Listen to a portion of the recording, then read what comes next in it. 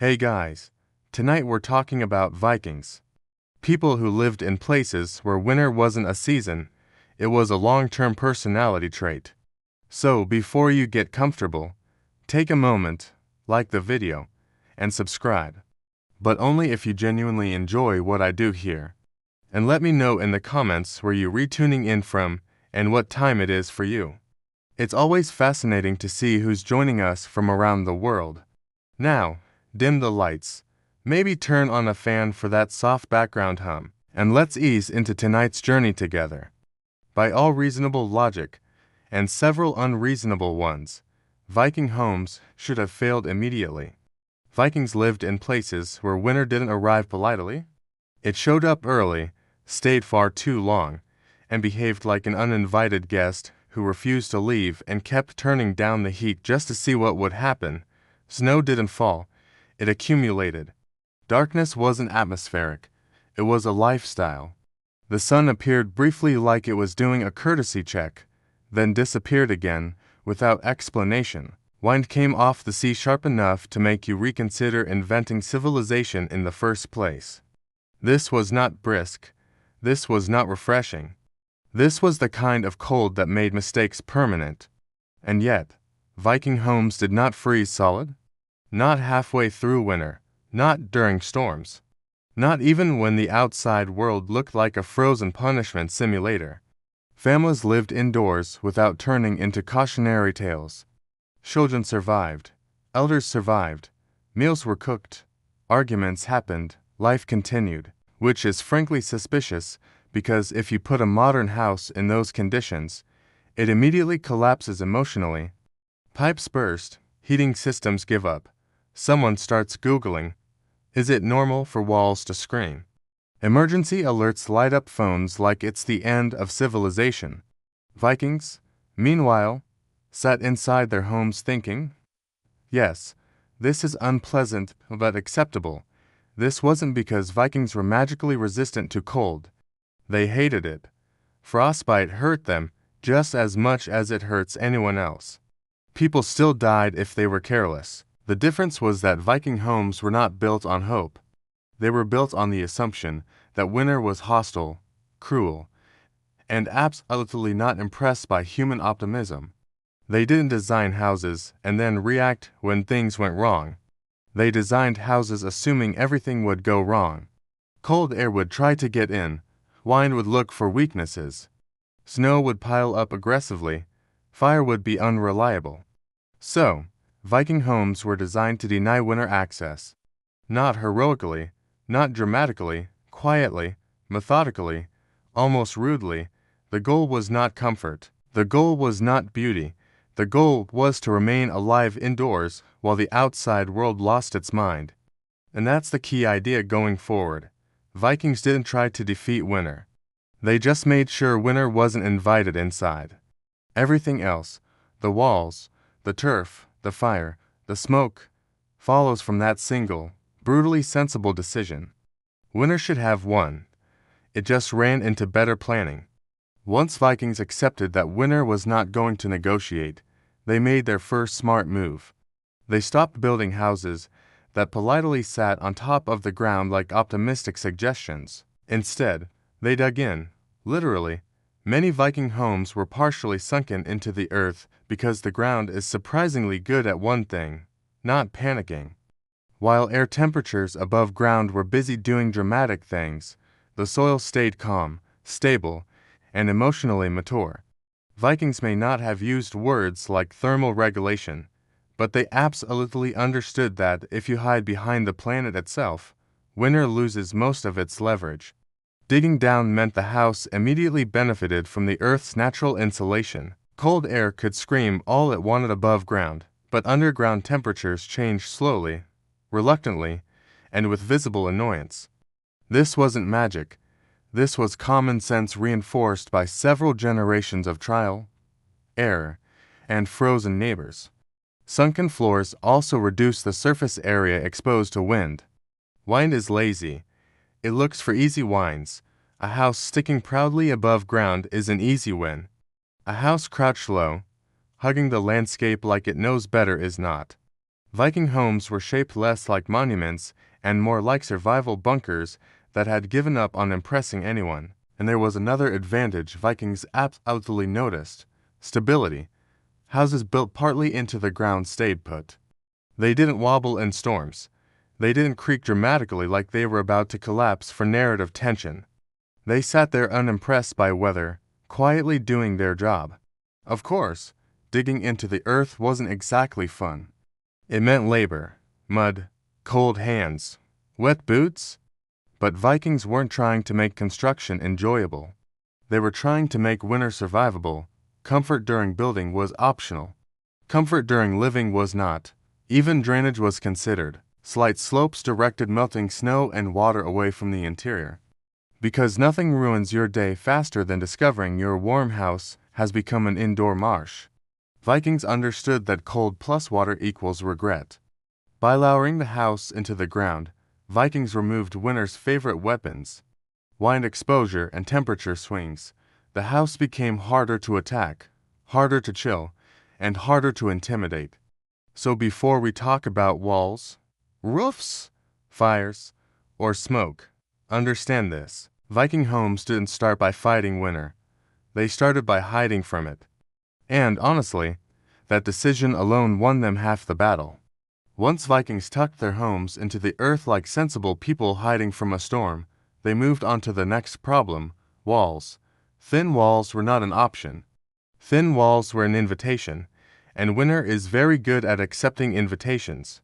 So Viking walls were thick. Not sturdy, not well-built. Thick. The kind of thick that made wind hit them pause for a moment and quietly decide it had better places to be. These walls were layered constructions: stone at the base, packed earth, timber framing, and turf piled on top like nature's version of a weighted blanket. Nothing here was accidental. Each layer had a job. Stone provided stability. Earth absorbed temperature changes. Timber held everything together. Turf sealed gaps and smothered drafts. Cold air had to fight through all of it. And frankly, it didn't have the stamina. Unlike modern walls that prioritize looking nice and hiding wires, Viking walls prioritized not killing the people inside. They were uneven, lumpy, and unapologetically ugly, which turns out to be an excellent strategy when you're trying to block Arctic wind. Smooth surfaces are for people who enjoy drafts sneaking in unnoticed. These walls didn't just stop cold, they slowed it down. And slowing heat loss is more important than completely eliminating it. Vikings understood that if you force cold air to work harder, it loses interest. Winter is relentless, but it is not patient. There was also mass involved, literal weight.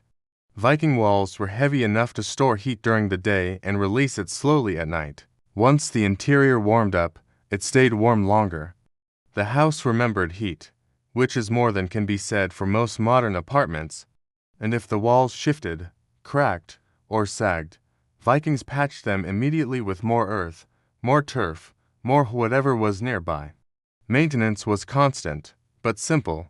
No permits, no inspections, no arguments with someone named building code enforcement. From the outside, Viking homes looked squat, dark, and unimpressive, like they had already given up on aesthetics. But from the inside, during a storm, those walls were heroes, silent, boring heroes that never got songs written about them. So, while winter howled outside, slamming into walls built to take the abuse, Viking families sat inside, wondering why anyone would ever build houses differently. The walls didn't look strong, they were strong. And in a Viking winter, that was the only thing that mattered. At some point, Vikings looked at grass and thought, yes, this will save our lives. And against all expectations, they were absolutely right. Turf was the real secret behind Viking warmth. Not wood, not fire, not heroic endurance. Turf, grass, soil, roots, bugs included, cut into blocks and stacked like bricks with the confidence of people who had tried everything else and were done being polite to winter. These turf blocks weren't decorative, they were dense, heavy, and stubborn. The roots tangled together, creating natural insulation that trapped air and blocked drafts. Vikings stacked turf on walls and roofs until their homes looked less like buildings and more like small grassy hills that had given up on being hills. And the best part, the grass kept growing. That meant Viking houses were wrapped in living insulation year-round.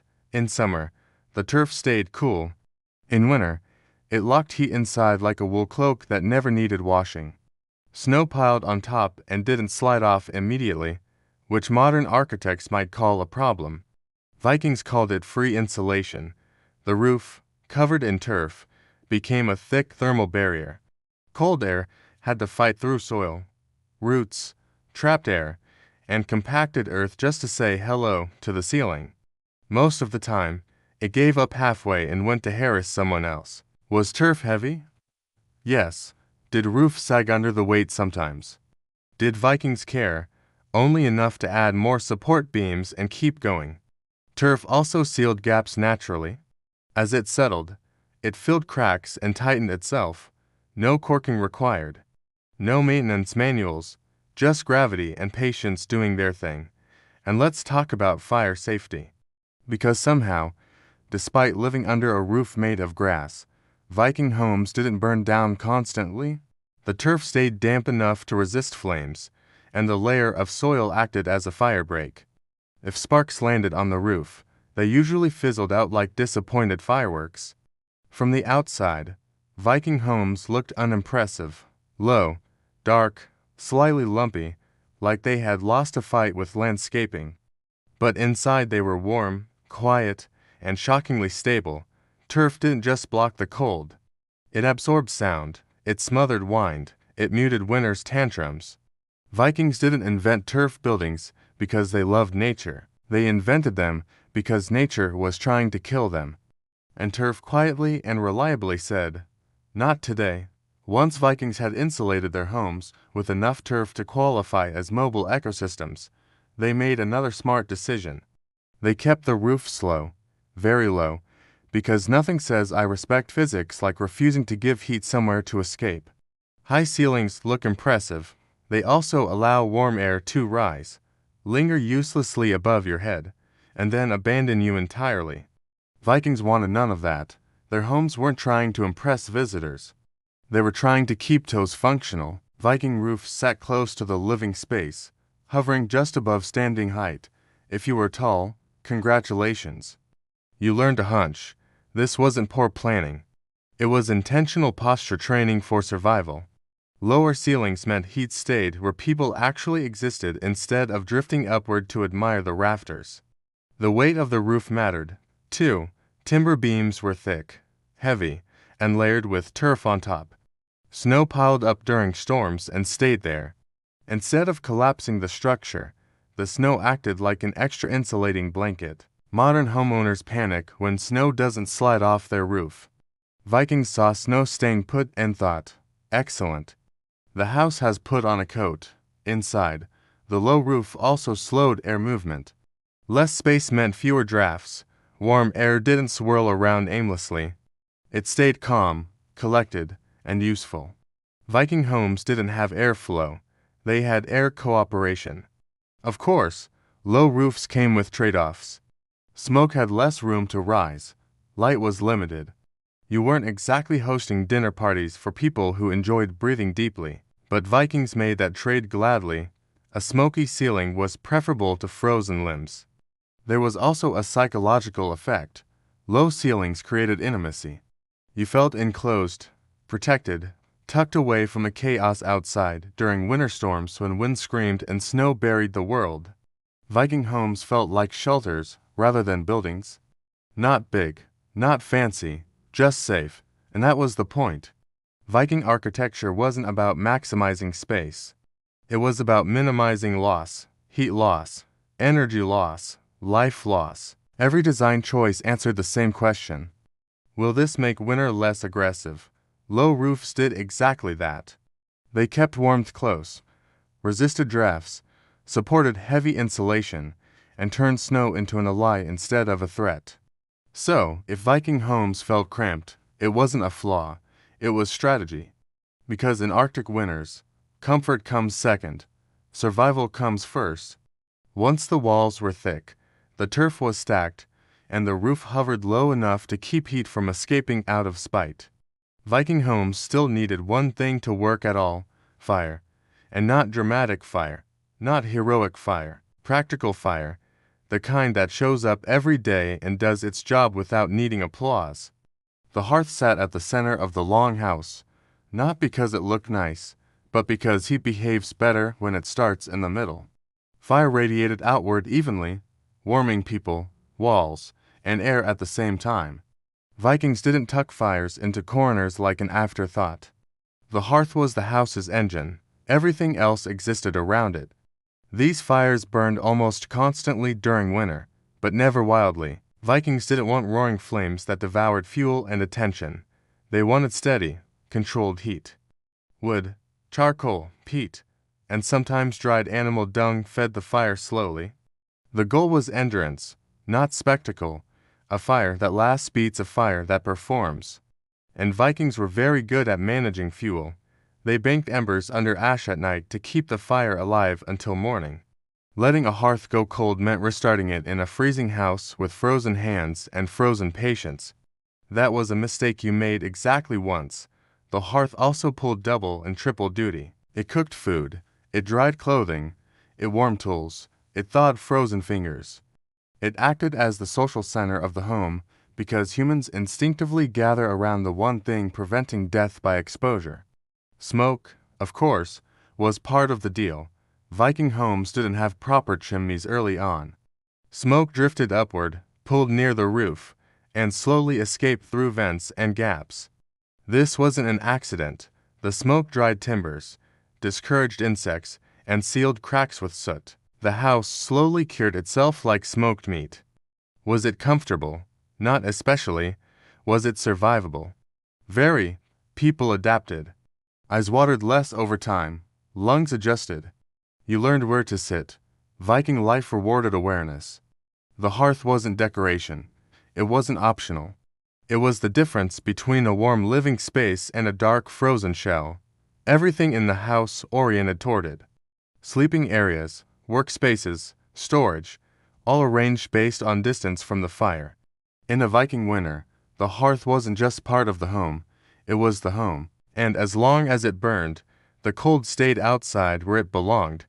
At this point, you might be thinking, all of this sounds great, but what about the smoke? Excellent question. Vikings thought about it, too.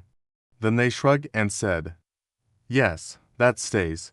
Early Viking homes didn't have tall stone chimneys pulling smoke neatly upward like a well-behaved modern fireplace. Smoke drifted. It lingered. It collected near the ceiling like a fog that had nowhere better to be. To modern sensibilities, this sounds unpleasant. To Vikings, it was part of the system. Smoke did work. First, it dried the interior of the house. Timber beams, roof supports, walls, all slowly cured under constant exposure. Dry wood rots less, warps less, and insulates better. Viking homes weren't just warm. They were slowly preserved by their own fires. The house aged like smoked meat. Second, smoke sealed gaps. Soot built up in cracks, joints, and tiny openings, blocking drafts that would otherwise invite cold air inside. No corking, no repairs, just time, gravity, and smoke doing maintenance while everyone slept. Third, insects hated it. Fleas, lice, mites, and anything else looking for free rent found Viking homes deeply hostile. A smoky longhouse wasn't just warm, it was pest-resistant, which in a world without modern hygiene was not a small victory. Of course, smoke came with drawbacks. Eyes watered, lungs worked harder. You learned very quickly where not to stand. Children grew up understanding airflow the way modern kids understand Wi-Fi dead zones. If you stood in the wrong spot, you paid for it. But Vikings were pragmatic. They didn't ask if something was ideal. They asked if it worked better than freezing to death. And smoke, for all its faults, worked beautifully. There were vents in the roof, adjustable openings that let smoke escape slowly without dumping all the heat outside. This wasn't sloppy construction, it was controlled leakage. Let just enough smoke out to breathe, but not enough heat to suffer. Over time, Viking homes developed a permanent smoky atmosphere. Dim, muted, and oddly stable. The light was soft, sounds were absorbed, the house felt enclosed, protected, and calm, even when storms screamed outside. Modern architecture tries to remove every inconvenience. Viking architecture accepted inconvenience in exchange for survival. Smoke wasn't a problem to be solved, it was a tool to be used. And in Viking winters, that made all the difference. Modern homes are designed around privacy. Viking homes were designed around not freezing to death. These priorities do not overlap. Viking longhouses were crowded on purpose. People lived close together, worked close together, and slept close together because empty spaces just cold waiting to happen. Every extra corner, hallway, or unused room was a liability. Vikings eliminated those. A typical longhouse held families, tools, supplies, and occasionally animals, all under one roof. This wasn't poor planning. It was thermal strategy. Humans generate heat. Animals generate even more heat. Putting them all in the same enclosed space was not unsanitary chaos, it was energy efficiency. During the worst winters, livestock was sometimes brought indoors.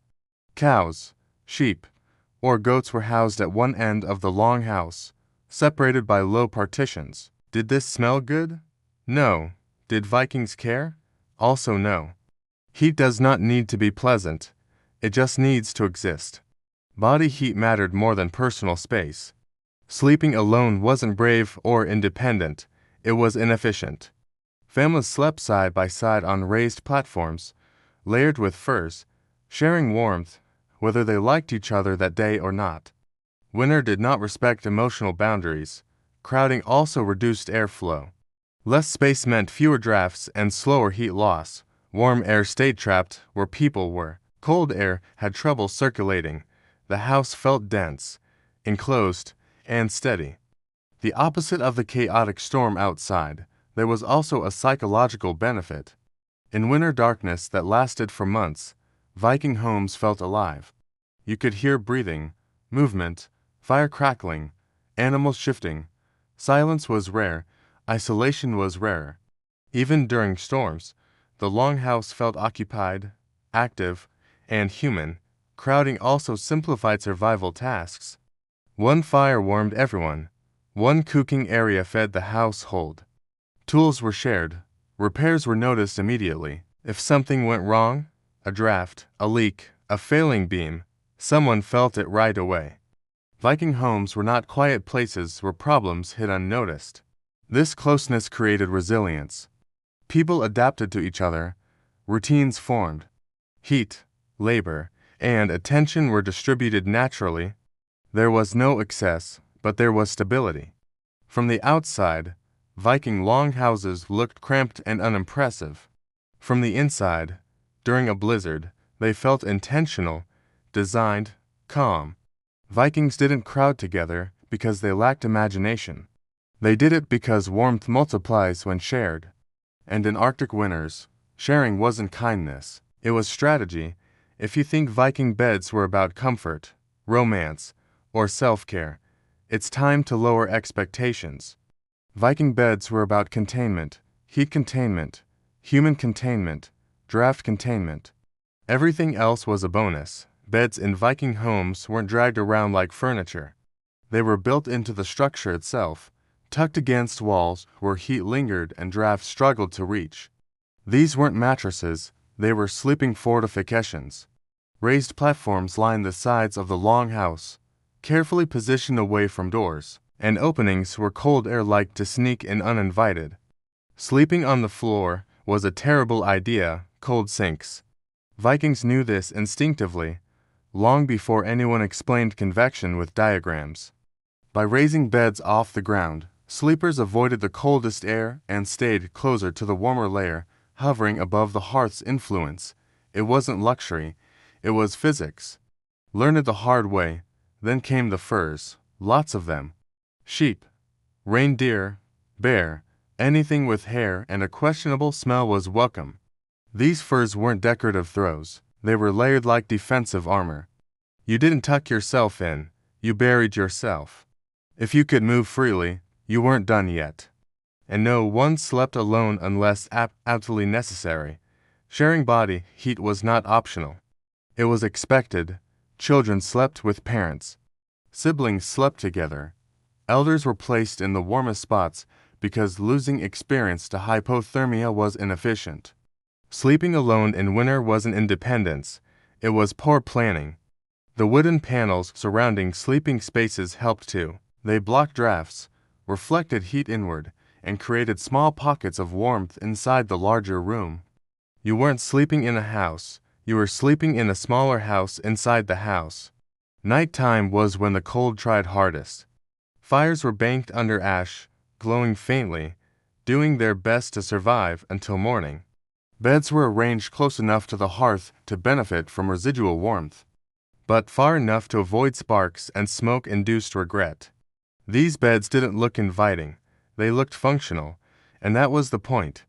Viking sleep wasn't about restfulness, it was about making it to morning with all fingers intact. So, when the wind howled outside, and snow pressed against the walls, Viking families curled into their bed fortresses, wrapped in fur, surrounded by bodies, breathing shared warmth. It wasn't cozy, it was effective, and in a Viking winter, effective was everything.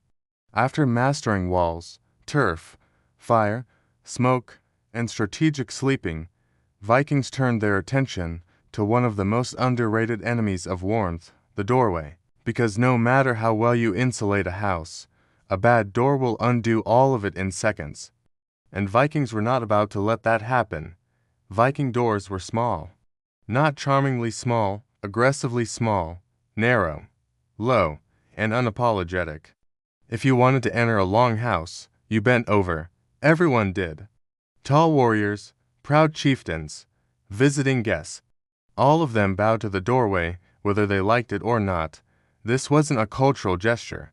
It was heat management. A large opening is a heat leak.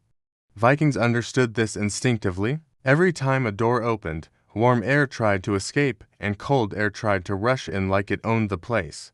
Smaller doors limited that exchange. Less surface area meant less heat loss. Physics quietly approved. The doors themselves were thick, made from heavy planks fitted tightly into frames. No fancy hinges, no decorative gaps. The goal wasn't elegance, it was resistance. When the door was shut, it stayed shut. Drafts had to fight their way through wood that had absolutely no interest in cooperating. Many doors were also recessed, creating a short entry tunnel. This acted as a buffer zone, a space where cold air could slow down before reaching the main living area. Modern houses call this a vestibule. Vikings called it not freezing everyone inside when someone steps out. Even the direction doors faced mattered. They were positioned away from prevailing winds whenever possible. Vikings didn't enjoy opening the door directly into a blast of icy air that slapped the fire into submission. Doors were placed thoughtfully, not randomly. And then there was the psychological benefit. A small doorway made the interior feel enclosed and protected. Once you stepped inside and straightened up, the Longhouse felt like a shelter rather than an exposed structure. Outside was chaos. Inside was control. Of course, there were downsides. Carrying supplies required awkward angles. Entering quickly during a storm was not graceful. You learned to duck instinctively or suffer for consequences. But Vikings accepted these minor inconveniences gladly because every time that door closed behind you, the warmth stayed in, the cold stayed out, and that single simple design choice quietly protected everyone inside. Viking doors weren't welcoming, they were defensive. And in Arctic winters, that made them perfect. By now, it should be clear that Viking homes weren't collections of random features. They were systems. Every element worked together, and nothing existed just for show. Earth, grass, fire, and people formed a closed loop of warmth, each one compensating for the weaknesses of the others. Start with the earth. The ground absorbed temperature swings and refused to panic. It didn't care about sudden cold snaps or dramatic weather shifts. By anchoring their homes into it, Vikings borrowed that calm. The house inherited the earth's patience. Then came grass, the turf. It insulated, sealed, softened sound, and kept the house wrapped in a living layer that adjusted naturally to the seasons. In summer, it cooled. In winter, it protected. No switching systems, no upgrades, just grass doing grass things very seriously. Fire tied everything together. The hearth wasn't there to overwhelm the cold, it was there to maintain balance. A steady fire warmed walls, people, tools, and food simultaneously. Heat soaked into the structure and lingered. The house remembered warmth instead of losing it instantly. And then there were the people. Humans were not passive occupants in Viking homes. They were active components. Bodies generated heat. Movement circulated air. Daily routines, cooking, repairing, tending fire kept the system alive. Even animals played their role, adding warmth and moisture where needed. Nothing was wasted. Smoke sealed gaps. Soot preserved wood. Ash insulated embers. Every byproduct became part of the system instead of a problem to eliminate. Viking homes didn't chase cleanliness or perfection. They chased stability. This integration meant the house responded slowly to changes. When the fire dipped, walls stayed warm. When wind picked up, turf and earth absorbed the impact. When storms raged outside, the interior remained dim, smoky, and steady. Not comfortable in the modern sense, but dependable. Modern buildings often rely on single points of failure. If the heater stops, everything collapses. Viking homes had no single point of failure. If one element weakened, the others compensated. Less fire, more insulation, more people inside, less airflow. This is why Viking homes didn't freeze. Not because of one clever trick, but because everything worked together in quiet cooperation. Earth held, grass sealed, fire warmed, people adapted. It wasn't elegant engineering, it was resilient engineering. And resilience in the far north mattered more than anything else. In a Viking home, he was never allowed to wander off unsupervised. Nothing escaped without permission. Every bit of warmth had a job, and Vikings made sure it worked over time. Modern houses are full of wasted heat. Warm air rises into empty ceilings. Drafts sneak in through gaps no one notices. Rooms sit unused, quietly bleeding warmth into nothing. Viking homes did none of that. They were ruthlessly efficient in a way that would make modern energy auditors weep with admiration. Heat stayed low because people stayed low. There were no upstairs bedrooms, no towering spaces for warmth to get lost in. The warmest air hovered right where people sat, slept, cooked, and worked. The house didn't heat space for decoration. It heated bodies. Cooking wasn't separate from heating. The hearth warmed the home while preparing food at the same time. There was no wasted effort. A pot simmering over the fire added moisture and warmth to the air, making the Longhouse feel less harsh and more stable. Even boiling water pulled double duty. Clothing dried near the fire, releasing moisture back into the room and preventing damp cold from creeping in. Wet wool left unattended would sap heat like a traitor. Hung near the hearth, it became part of the thermal cycle instead of a liability. Even ash mattered. Embers were banked under ash at night, insulating them so the fire could be revived in the morning without starting from nothing. Letting a fire die completely wasn't just inconvenient. It was inefficient. Vikings hated inefficiency more than discomfort. The structure itself absorbed heat. Walls warmed slowly during the day and released it at night. Turf roofs trapped warmth and softened temperature swings. The house functioned like a giant smoky heat battery that didn't care how dramatic the weather became outside. Nothing was excessive. Nothing was decorative. Everything was intentional. Vikings didn't chase constant warmth. They chased consistency. A steady, predictable environment mattered more than peaks of comfort, followed by drops into misery. The Longhouse was never hot. It was never cold. It simply existed in a narrow survivable range. And that's why Viking homes didn't freeze, not because they burned more fuel, not because they were tougher, but because they refused to waste heat. In a world where gathering fuel was hard and winter was relentless, waste wasn't just careless, it was dangerous. While winter raged outside like it had a personal vendetta, the inside of a Viking longhouse stayed remarkably calm. Not cheerful, not luxurious, just calm. And in the middle of an Arctic storm, calm is priceless. Blizzards could pile snow against the walls until the house looked like it was being slowly buried by the world itself. Wind screamed across the landscape, rattling anything foolish enough to stand tall. Outside, visibility vanished, sound distorted, and survival became a temporary condition. Inside the longhouse, life continued with muted stubbornness. The air was dim and smoky? Yes, but it was still. No icy drafts racing across the floor, no sudden temperature drops. The walls absorbed the violence of the storm and refused to pass it on. You could hear the wind, but you didn't feel it? That difference mattered. People kept working, tools were repaired, nets were mended, food was cooked, children played quiet games that didn't involve running. Because running indoors was inefficient and discouraged. Elders sat close to the hearth, not because they were fragile, but because experience deserved priority seating. The predictability of the interior mattered psychologically. When winter lasts for months, unpredictability becomes dangerous.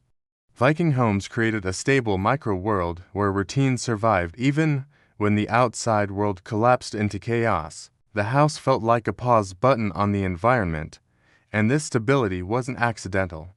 Every design choice, low ceilings, thick walls, packed interiors, reduced sensory overload. Sound softened, light diffused. The home felt enclosed, almost womb-like, which sounds poetic until you remember it was designed to keep you alive. Even during storms that reshaped the landscape overnight, the inside of the longhouse changed very little. The fire burned steadily, the smoke drifted the same way it always did. The temperature stayed within a narrow, tolerable range. That consistency allowed people to rest, think, and plan instead of merely endure. Modern people often underestimate how exhausting constant cold is, not just physically, but mentally. Vikings understood that survival wasn't only about staying warm, it was about staying functional. A calm interior preserved energy, panic wasted heat. So, while winter tried to dominate the world outside, Viking homes quietly refused to participate. The storm could scream, the snow could bury everything, the wind could test every seam. Inside, the longhouse waited it out. Not heroically, not dramatically, just patiently. There's a popular idea that Vikings survived the far north because they were tougher than everyone else, stronger, harder, more resistant to pain and cold. It's a flattering image, and also mostly wrong. Vikings froze just as easily as anyone else. Frostbite didn't care about reputation. Winter didn't pause out of respect. People who made mistakes still died. The difference wasn't physical toughness, it was planning. Vikings didn't rely on endurance to survive winter. They relied on design. They assumed the cold would win any direct confrontation, so they avoided fighting it hidden. No dramatic struggles, no heroic suffering, just quiet, methodical decisions that stacked the odds in their favor. Every part of the home reflects this mindset. They didn't build tall to show power, they built low to conserve heat. They didn't leave space unused for comfort or status.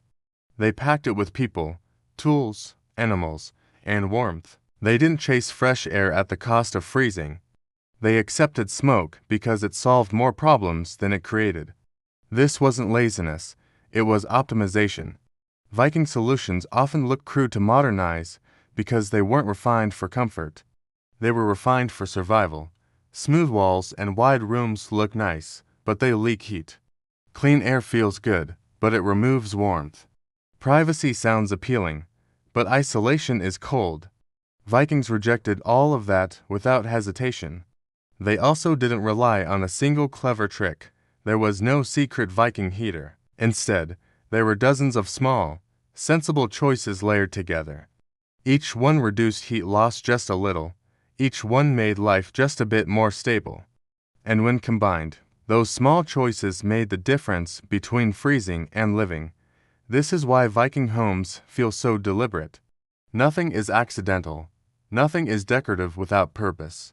Even inconvenience has a function. Low doors keep heat in. Smoke irritates eyes but seals gaps. Crowding reduces drafts.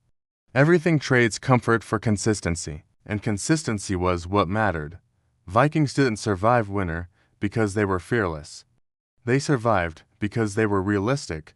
They understood their environment, respected its limits, and designed their lives around those limits instead of pretending they didn't exist. Strength fades, endurance breaks, planning lasts. And that's why Viking homes never froze. Not because Vikings were stronger than winter, but because they were smarter than it. So, after all the turf, the smoke, the low ceilings, the crowded beds, and the doors designed to humiliate you slightly, we arrive at the simple truth. Viking homes never froze because they were never meant to be impressive. They were meant to work. Every part of a Viking longhouse answered one question, and one question only. Will this keep us alive through winter? If the answer was yes, it stayed. If the answer was no, it was discarded without sentimentality. Beauty, comfort, and convenience were all negotiable. Survival was not. Vikings didn't rely on a single clever trick or miracle material. There was no magical insulation. No secret heating method lost to time. Instead, there was a system. Earth stabilizing temperature, turf sealing heat, walls storing warmth, fire working steadily, smoke maintaining the structure, people and animals filling the space with life and energy. Nothing stood alone, everything cooperated. That cooperation is what modern eyes often miss. We like singular explanations.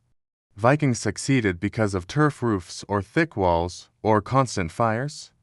The truth is less dramatic and more impressive. Viking homes worked because everything worked together quietly and continuously. And this system didn't depend on ideal conditions. Fires could weaken, storms could rage, supplies could run low. The house absorbed these fluctuations and kept functioning. It didn't need perfection, it needed balance. Inside a Viking longhouse during winter, life wasn't comfortable in the modern sense. It was smoky, crowded, dim, but it was predictable, and predictability is a luxury when the world outside is hostile. Viking homes didn't try to eliminate winter. They reduced its influence until it became manageable. Cold was allowed to exist, just not inside. Wind could scream, just not through the walls.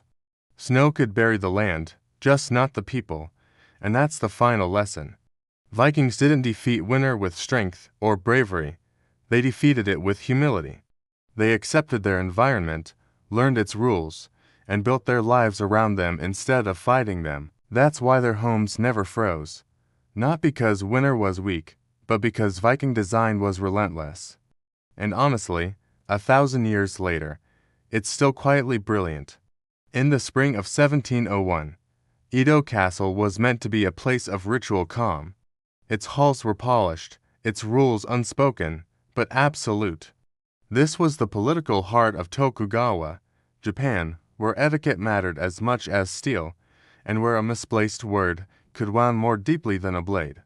Daimyo from across the country gathered to receive imperial envoys, an event drenched in symbolism, hierarchy, and centuries of tradition. Among them was Asano Naganori, a young lord from the Akko domain.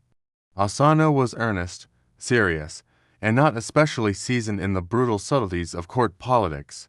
He had been assigned to help prepare the reception ceremonies, a task that required flawless manners and absolute obedience to protocol. To guide him, the shogun appointed Kira Yoshinaka, a senior official responsible for instructing visiting lords in proper conduct. On paper, this was a normal arrangement. In reality, it was a trap. Kira had a reputation. He was experienced, powerful, and widely disliked. Contemporary accounts describe him as arrogant and sharp-tongued, a man who expected lavish gifts and unquestioning deference. Asano, either unwilling or unable to meet these expectations, soon found himself on the receiving end of repeated insults. Kira reportedly mocked his clothing, his manners, even his provincial background. These were not loud confrontations, they were worse. Quiet humiliations delivered in corridors, glances heavy with contempt, words chosen carefully enough to wound without leaving witnesses. In samurai culture, honor was not an abstract idea, it was a living thing. To be insulted publicly and endure it silently was already painful. To be insulted repeatedly by a superior who could not be challenged was unbearable. Yet Asano held his tongue inside. Edo Castle. Violence was unthinkable. Drawing a weapon within its walls was among the gravest crimes imaginable. Then on the 14th day of the 3rd month, something broke. In a hallway of Edo Castle, after yet another provocation, Asano snapped. He drew his short sword and lunged at Kira, managing only to wound him slightly before guards intervened. Blood was spilled, that was enough. The reason no longer mattered, the rules were absolute. By sunset, Asano's fate was sealed, and with that single impulsive strike, a quiet insult inside a palace became the spark for one of Japan's most enduring legends. The punishment was swift, merciless, and entirely predictable. In Tokugawa, Japan, laws were not flexible when it came to violence inside the shogun's palace. Intent did not matter.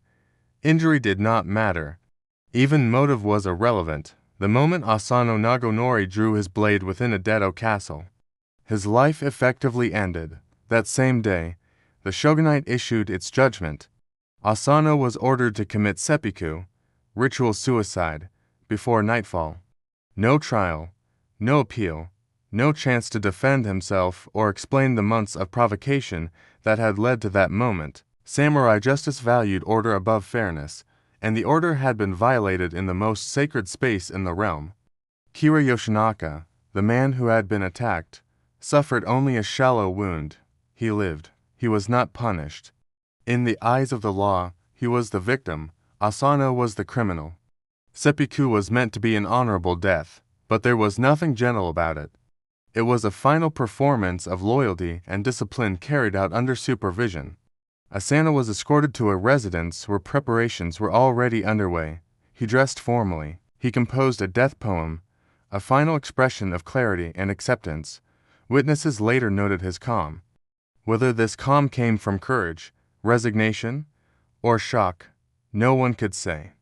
By evening, Asano was dead. The consequences rippled outward immediately. His lands in Akko were confiscated by the shogunate. His household was dissolved. His retainers, once proud samurai in service to a lord, were suddenly masterless men, ronin, in a society built on hierarchy and loyalty. This was a kind of social death. More than 300 men lost their positions overnight. Some would become farmers, some merchants, some would drift into obscurity. Their stipends vanished, their futures collapsed. And yet beneath the surface, something else was forming. To many observers, the punishment felt deeply unjust. Kira, widely known for corruption and cruelty, walked away unscathed. Asano, flawed but principled, was dead before sunset. The law had spoken, but it had spoken coldly. For Asano's former retainers, grief soon curdled into something sharper. Their master had been ordered to die without mercy. His name was disgraced, his enemy still breathed. And in a culture where loyalty did not end with death, this imbalance could not simply be endured. The shogunate believed the matter closed. They were wrong. With Lord Asano dead and the Akko domain dissolved, his former retainers scattered across Japan like debris after a storm. Overnight, they became ronin, samurai without a master, a status that carried both shame and danger. In a society built on service and hierarchy, a masterless warrior was a contradiction. Loyalty was their purpose. Without a lord, many believed a samurai might as well be already dead. At the center of this sudden collapse stood Kuranosuke, Asano's chief retainer. Oishi was experienced, respected, and painfully aware of reality. The shogunate was watching. Any hint of rebellion would bring swift annihilation. Open defiance was impossible. Grief had to be hidden, rage had to be swallowed. At first, Oishi appeared to accept defeat. He advised patience. He ordered the former retainers to disperse, to find work, to survive. To outsiders, it looked like surrender. Some of the Ronin believed it was. A few accused Oishi of cowardice. But beneath the surface, something else was happening. Oishi understood that vengeance, if it came, would have to be perfect. Kira Yoshinaka was now heavily guarded. His residence was watched. Any rash action would doom them all and further disgrace Asano's name. Revenge, in this case, could not be emotional. It had to be surgical, so the Ronin played a long game. Aishi himself moved to Kyoto and deliberately destroyed his public reputation. He drank heavily, he visited brothel, he behaved like a broken man who had abandoned Bushido entirely. Spies reported this back to Kira. The message was clear. These men were finished. No threat remained. Meanwhile, the former retainers quietly regrouped. They met in secret. They memorized guard routines. They gathered weapons slowly, legally, invisibly. Some became merchants, some craftsmen, some monks. Their disguises were convincing because they were real. This was not an act performed for weeks or months, but for nearly 2 years. What bound them together was not anger alone, but a shared belief that loyalty did not end at the grave. Their master had been condemned without mercy. If the law could not correct that injustice, then duty would. By the time Kira finally relaxed his defenses, convinced the danger had passed, the Ronin were ready. They had sacrificed their reputations, their livelihoods, and any chance of safety. All that remained was the night itself. For nearly 2 years, nothing happened. To the outside world, the fall of the Akko domain faded into memory. Just another quiet correction in the rigid machinery of Tokugawa rule. The shogunate had done its work. Order had been restored. The story, it seemed, was over. For the former retainers of Asano, the silence was the hardest part. Every day was a test of discipline. Revenge demanded patience, but patience demanded humiliation. These men, once samurai of standing, now lived as laborers, shopkeepers, guards, and clerks. They bowed to men they would once have outranked. They carried no swords. They spoke carefully. Every careless word could end everything. At the center of this waiting was Oishi Kuranosuke, who maintained the illusion of defeat more convincingly than anyone. In Kyoto, he continued his performance of ruin. He drank in public, he fathered children out of wedlock. He was thrown into the street one night by a woman who despised his apparent weakness. A passing samurai reportedly spat on him for dishonoring his dead lord. Aishi did not respond. This was not weakness, it was strategy. Kira's informants took careful notes. They reported that Asano's men were broken, leaderless, and morally hollow. Guards were reduced, patrols became lazy. Doors that had once been reinforced were neglected. Time, the Ronin knew, was dulling vigilance. Meanwhile, planning continued in fragments. The men communicated through coded letters and trusted intermediaries. Each knew only what he needed to know. Numbers were kept small. Weapons were acquired slowly, never in ways that raised suspicion. Armor was hidden in pieces. Every detail mattered, because failure meant not only death, but the eraser of their master's name forever. Winter came and went. Summers passed. Some of the Ronin nearly lost faith. Others feared they would grow old, waiting for permission that would never come. Aishi held them together with a simple promise. When the time came, they would act together, or not at all. Finally, in the winter of 1703, the moment arrived. Kira's defenses were relaxed. His residence was quiet. Snow fell heavily over a detto, muffling sound and movement. Streets emptied early. Guards sought warmth. Aishi sent word. 47 men answered. They gathered in the darkness, dressed not as assassins, but as samurai, fulfilling an obligation long overdue. They knew there would be no escape. They knew the law would not forgive them. That knowledge did not slow them. The waiting was over. On the 14th night of the 12th month, 1703, Ideto lay under a thick blanket of snow. The city was unusually quiet.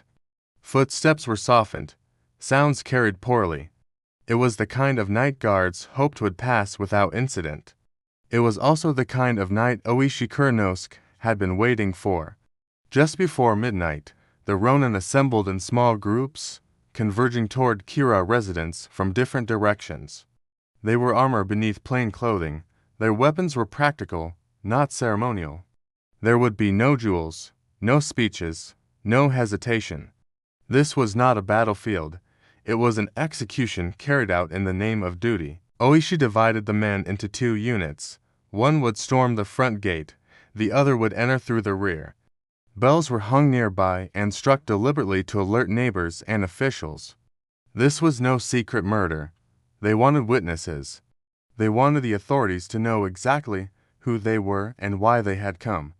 The attack was swift and controlled. Guards were overwhelmed, disarmed, or killed with minimal noise. Despite the violence, discipline held. No looting, no unnecessary cruelty. Servants were restrained but spared. Women and children were left unharmed. The Ronin were not there to terrorize a household. They were there for one man. Inside the residence, confusion spread. Kira Yoshinaka was hidden by his retainers, moved from room to room as the sounds of fighting drew closer. Some defenders fled, others fought desperately. Snow mixed with blood in the courtyard. Lanterns fell and shattered. Still, the Ronin advanced methodically, checking each room, calling out Kira's name, demanding you face them. At last, they found him. Kira was discovered crouched in a storage shed, shaking, unable to speak. When Oishi confronted him, he identified himself and explained why they had come. Tradition demanded that Kira be given the chance to die honorably by seppuku. A dagger was offered. Kira did not move. Whether from fear or refusal, he could not bring himself to act. After a long pause, Oishi ended it with a single stroke, the same blade Asano had used nearly 2 years earlier. The debt was paid. The Ronin washed Kira's head, wrapped it carefully, and departed as calmly as they had arrived. Snow continued to fall, erasing their footprints as they vanished into the night. The act was complete. Now judgment awaited. With Kira dead, the Ronin did not flee. They did not scatter. They did not attempt to bargain for mercy. Instead, they formed a procession and walked through the snow-covered streets of Ideto.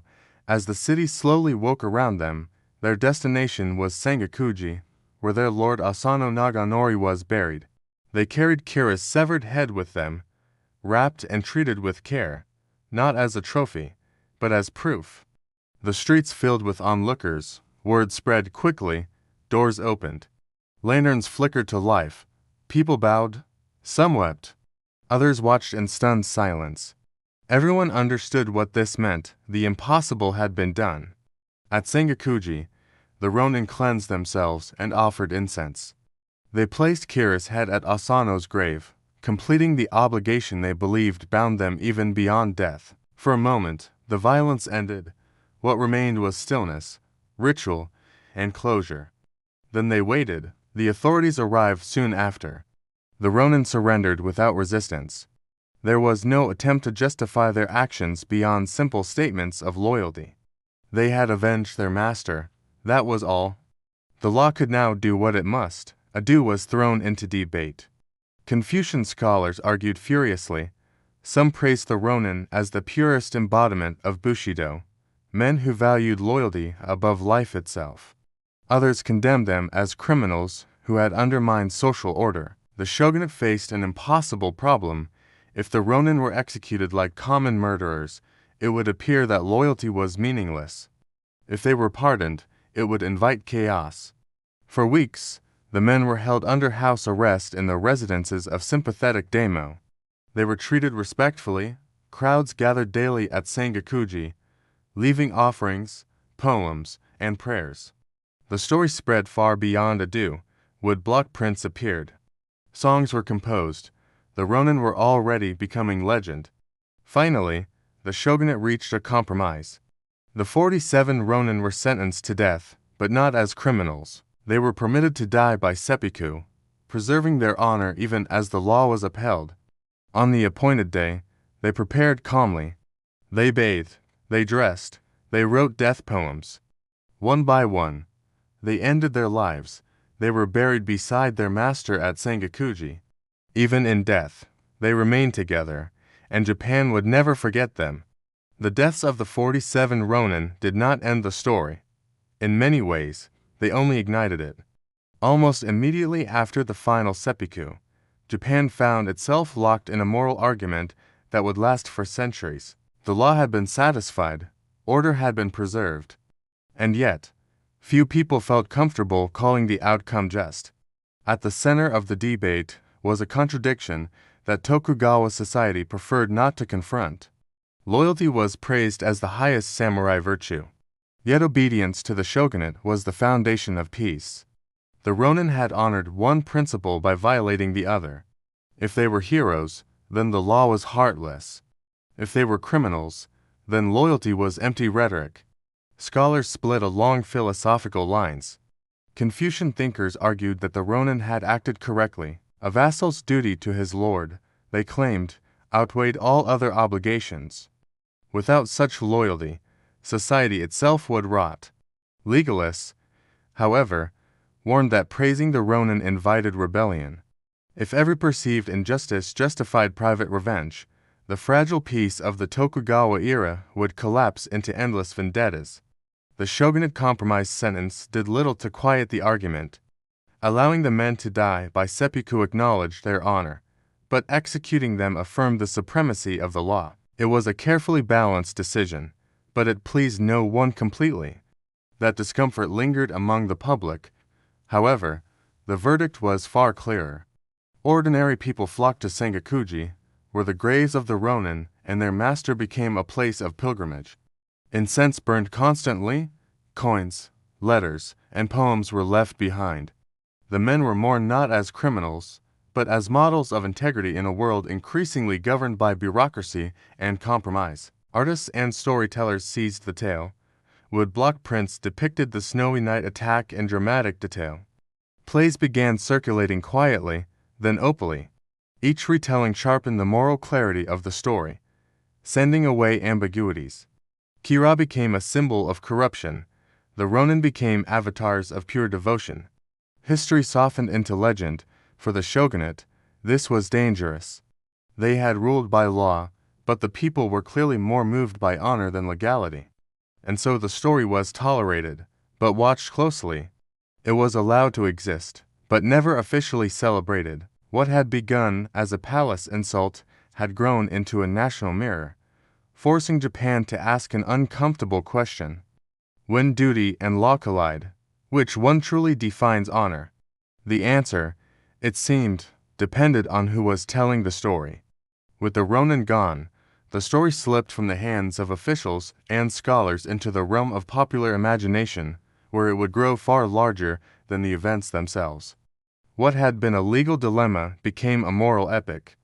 What had been a quiet act of revenge became a national parable. This transformation did not happen by accident. It happened because the story answered something the public deeply wanted to believe. Direct discussion of the sin was politically sensitive. The shogunate discouraged explicit retellings that might glorify defiance of authority. So artists did what they always did when power frowned. They changed the names. They shifted the setting, and they told the story anyway. The most influential version emerged under the title Chushingura. In this retelling, the Akornen became the loyal retainers of the fictional Enya Hengen, and Kira transformed into the villainous Morinau. The outline remained unmistakable: an unjust insult, a lord forced to die. Faithful men waiting in silence before striking as one. Audiences knew exactly what they were watching. Performed first in puppet theater and later adapted for kabuki, Chushingura became a sensation. It was emotional, slow-burning, and morally satisfying. Viewers wept openly. The long wait, the sacrifices, the final act of loyalty, all of it resonated in an era where real samurai increasingly served as administrators rather than warriors. Each retelling simplified the story further. The Ronin became flawless. Doubt, disagreement, and fear were stripped away. The messy reality of politics was replaced by a clean moral universe where loyalty was always right and betrayal was always evil. History blurred into myth, but the emotional truth only grew stronger. By the time the Tokugawa period ended, the 47 Ronin were no longer just historical figures. They were cultural symbols. School children learned their names. Their story was staged every year, especially in winter, reinforcing the association with snow, patience, and inevitable justice. What made the legend so enduring was not the violence, but the restraint. These men did not act in rage. They waited. They endured humiliation. They accepted death without protest. In a society that prized self-control, this mattered more than the killing itself. The story had escaped the law.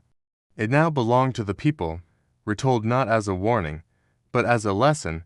True loyalty demands sacrifice, and sometimes the highest honor comes not from living well, but from choosing how to die. More than 3 centuries later, the 47 Ronin still refuse to fade into the past. Their graves at Sengakuji remain carefully tended, incense still burning almost continuously. Visitors come not just out of historical curiosity, but out of reverence. They bow, they pray, some leave written vows, asking for strength, loyalty, or resolve. The Ronin are no longer merely remembered, they are consulted. What gives the story its lasting power is not the act of revenge itself, but the price that followed. The men did not escape. They did not argue their case. They did not ask to be understood. They accepted death calmly, believing that honor required completion, not survival.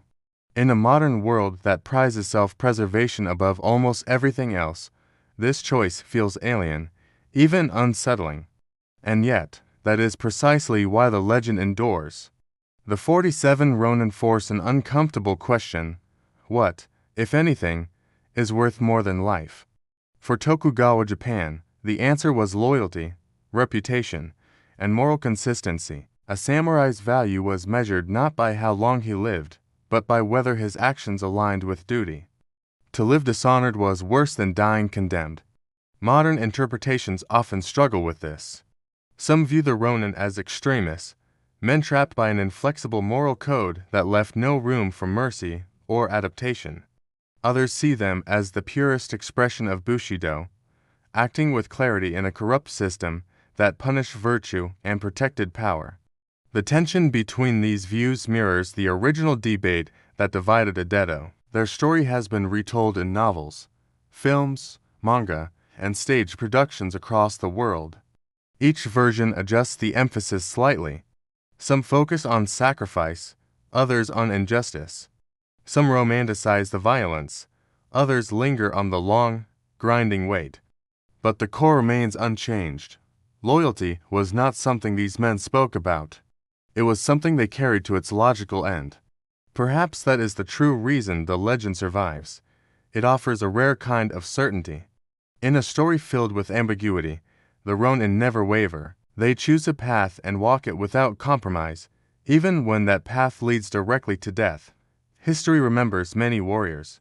Japan remembers these men, not for how they fought, but for what they refused to abandon. And in that refusal, they became immortal. A medieval tournament did not begin with the clash of lances. It began days earlier, sometimes weeks, as an empty field outside a town slowly transformed into a temporary world governed by spectacle, hierarchy, and expectation. Wooden stands were raised for nobles and wealthy spectators. Colorful pavilions appeared like small kingdoms of cloth, each marked with coats of arms that announced lineage long before a knight ever spoke his name. Banners snapped in the wind, not for decoration alone, but as statements of identity and ambition. The arrival of the participants was itself a performance. Knights rode in with entourages of squires, armorers, and servants, their equipment polished to a shine that suggested both wealth and seriousness. Heralds moved through the grounds, loudly proclaiming names, titles, and family connections. These announcements mattered. A tournament was not anonymous competition. Every blow landed would echo back to a household, a patron, or a lord who might be listening closely. Around the edges of the field, a different crowd gathered. Merchants sold food, wine, and trinkets. Bookmakers took baits. Musicians played to keep spirits high. The tournament was entertainment, but it was also business. Towns benefited from the influx of people and money. Lords benefited from the display of order and controlled violence. Knights benefited from the chance to be seen. What made the tournament field unique was that it compressed medieval society into one visible space. Nobility sat above. Common spectators stood below. Clergy observed cautiously. Warriors performed in the center. Everyone knew where they belonged and everyone knew what they were watching. This was not war, but it was close enough to feel real. The danger was visible. The stakes were understood. For a knight, stepping onto the field meant entering a space where reputation could change in an afternoon. Courage could be proven. Cowardice could be exposed. A strong showing might earn praise, patronage, or invitations to more prestigious events. A poor one might linger in memory far longer than a victory elsewhere. Before the first joust, before the first charge, the tournament field already carried tension. It was a stage where skill, status, and survival intersected. Once the signal was given, that carefully constructed world would erupt into noise, impact, and risk. But even in silence, the field was already doing its work.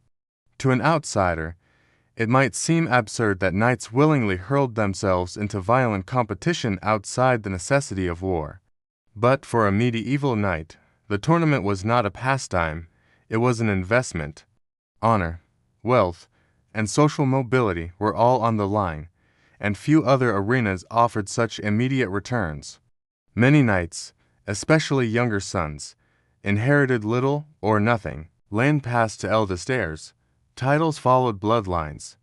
For those born lower in the order of succession, skill with horse and weapon was often the only currency available. A tournament offered visibility.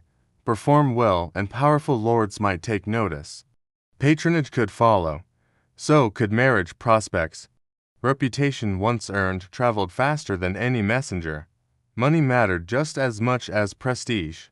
Victorious knights were entitled to the armor, weapons, and horses of defeated opponents unless a ransom was negotiated instead. A single successful tournament could be financially transformative. Fine armor was ruinously expensive, but winning another man's harness could offset years of costs. This system ensured that competition was ruthless. Every opponent represented both danger and opportunity. There was also expectation. Knighthood was not merely a profession, it was a social contract. A knight who refused to compete risked being labeled timid or unworthy of his status. Courage had to be demonstrated repeatedly, not assumed. Tournaments provided a controlled environment in which that courage could be displayed without openly defying the king's peace. Romantic ideals played their part as well. Courtly love shaped much of the tournament culture. Knights dedicated their performances to noble women, wearing their colors or symbols into the lists. A strong showing was a public declaration of devotion, skill, and masculinity. Whether or not the affection was reciprocated mattered less than the display itself. Yet beneath these motivations lay something more personal. Tournaments offered clarity. Unlike politics or inheritance disputes, success here was immediate and visible. A knight either held his seat or he did not. His lance struck true or it failed. In a world of slow advancement and rigid hierarchy, that simplicity was intoxicating. Risk was unavoidable. Injuries were common. Death was possible. But for many knights, obscurity was worse. To live safely, but unnoticed, was to fail the very identity knighthood demanded, and so they rode into the lists, knowing that every charge might elevate them or end them before the crowd that had come to judge. Despite the blood, the broken bones, and the occasional death, medieval tournaments were not meant to be chaos. They were governed by rules, written and unwritten, designed to channel violence rather than unleash it. These regulations gave tournaments their strange character. Events that looked like war, felt like war, yet insisted they were something else entirely. Weapons were the first point of control. Lances used in jousts were often blunted or designed to splinter on impact, spreading force rather than piercing armor. Swords and maces used in melee events were sometimes dulled, though this was far from universal. The intention was to reduce fatalities, not eliminate danger.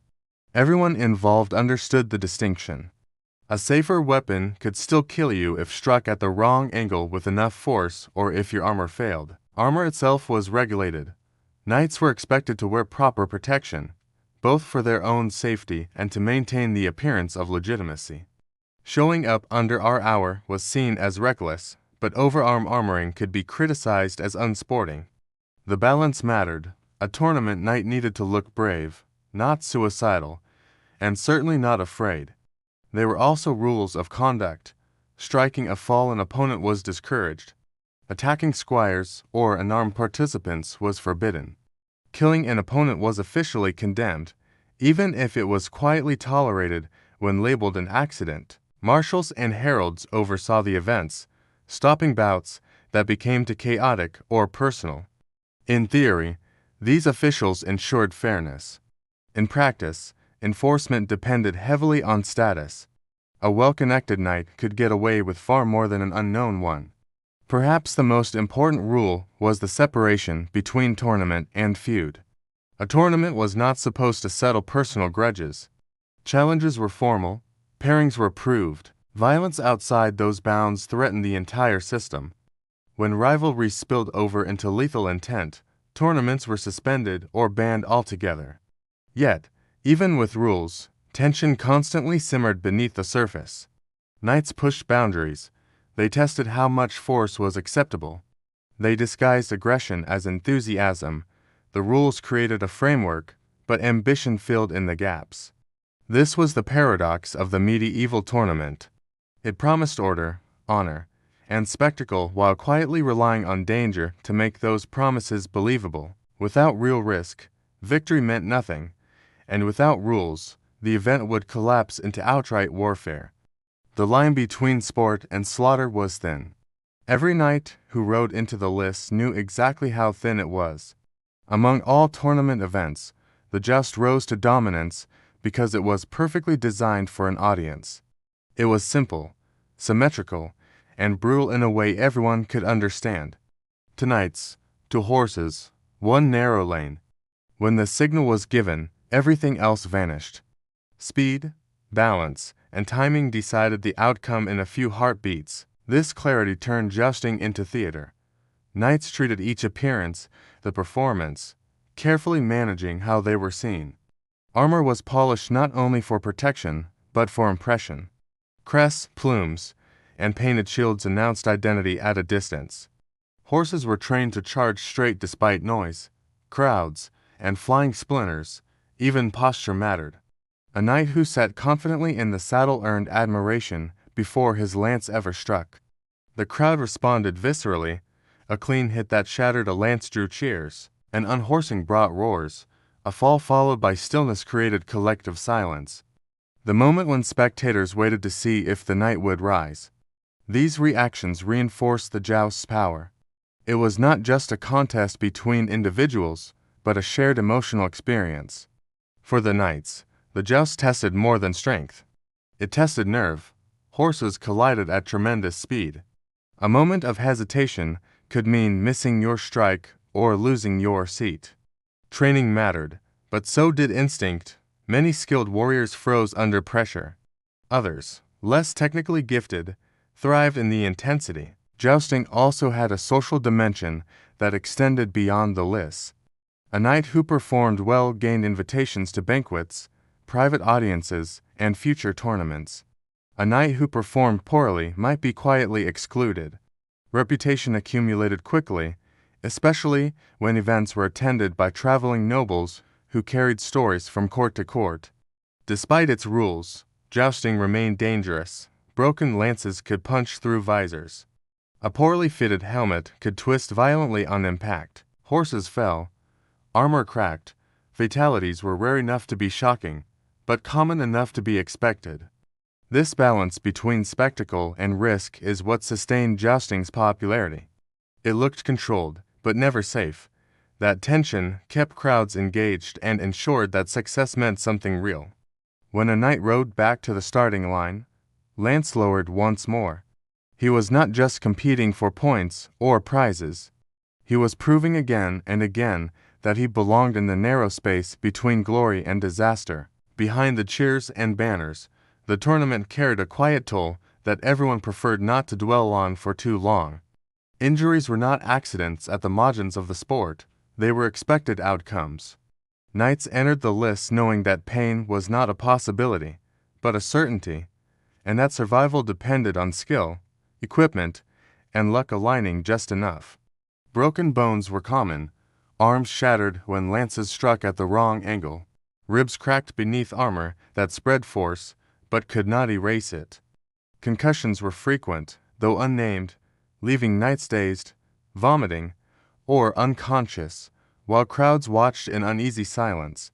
Some men rose to their feet only because pride demanded it, collapsing later behind the tents where no one important could see. More serious injuries ended careers outright. A damaged spine meant permanent weakness. A crushed leg meant no riding, no combat, no income. Prosthetics existed, but they were crude and symbolic more than practical. A knight who could no longer fight often faded into obscurity, supported by family if he was lucky, forgotten if he was not. Deaths, though officially discouraged, were never rare enough to shock. A lance slipping beneath a visor, a horse falling and crushing its rider, a sword strike landing with too much force during a melee. These moments were quickly labeled misfortune. The tournament moved on. Spectators crossed themselves. Heralds restored order.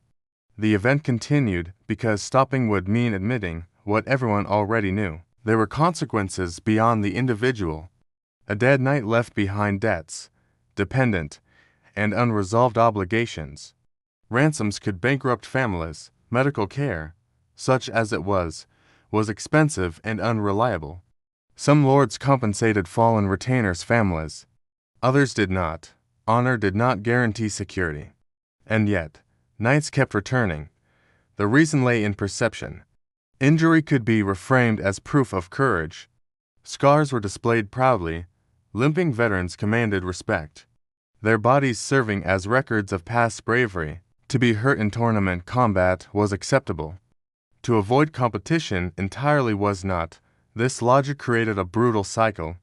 The more dangerous the sport, the more meaningful participation became. The more meaningful it became, the more pressure knights felt to accept the risk. Pain was normalized. Death was ritualized. Loss became part of the spectacle. By the time the next chapter of the tournament unfolded, the field would be swept clean. Blood would be scrubbed from armor. Splintered lances would be replaced. The crowd would return, eager once more, and the knights would ride out again, fully aware of the cost, convinced it was worth paying. Tournaments were not fought for survival alone, they were fought for eyes. Every charge down the lists was witnessed, judged, and remembered, especially by those whose approval carried social weight. Noble women occupied prominent seats, their presence shaping both the tone and the meaning of the event. Knights understood this. Skill mattered, but being seen mattered just as much. Courtly love was woven deeply into tournament culture. Knights publicly dedicated their performances to specific ladies, wearing their colors, embroidering initials onto garments, or tying ribbons to their armor.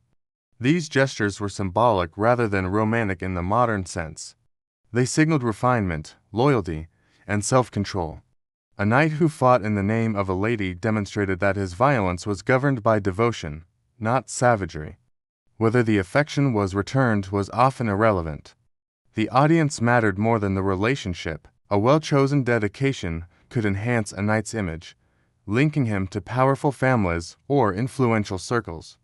A poorly chosen one could provoke ridicule or political discomfort. Social awareness was as important as martial skill. Success in tournaments also shaped long-term reputation. Chroniclers recorded victories. Poets celebrated notable performances. Heralds remembered names. Over time, a knight's public image became a curated narrative, reinforced by repeated appearances and consistent behavior. A knight known for restraint and honor was trusted. One known for recklessness or cruelty was avoided regardless of talent. Failure carried its own consequences. Being unhorsed repeatedly or displaying poor conduct damaged credibility. A single embarrassing incident could overshadow years of competent service. This pressure encouraged knights to manage not just how they fought, but how they reacted to defeat. Rising calmly after a fall mattered. Accepting loss with dignity mattered.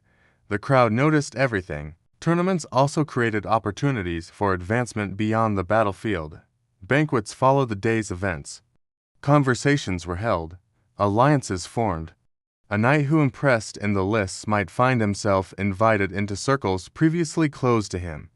Marriage prospects could improve. Patronage could be offered quietly without public declaration. In this way, tournaments functioned as social auditions.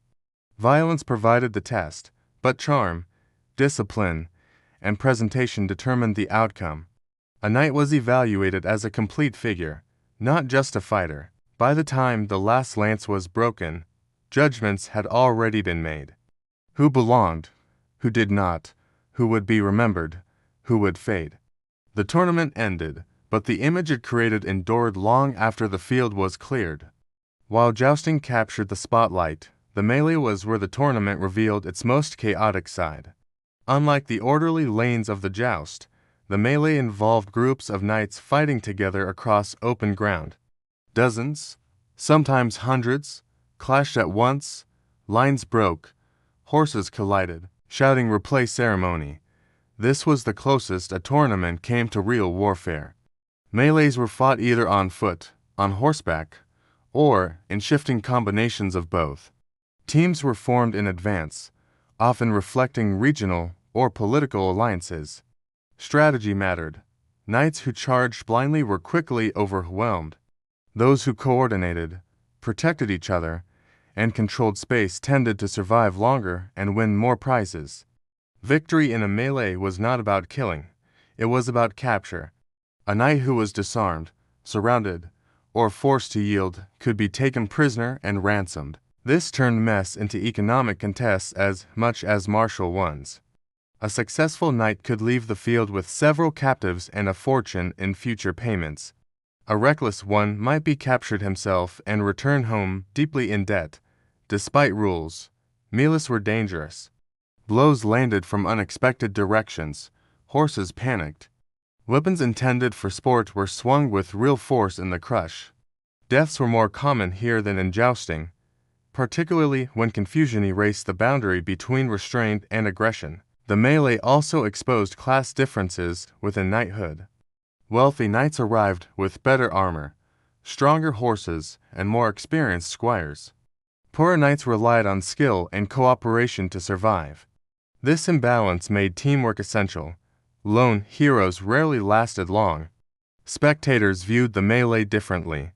It was harder to follow, less elegant, but thrilling in its unpredictability. The chaos itself was the attraction.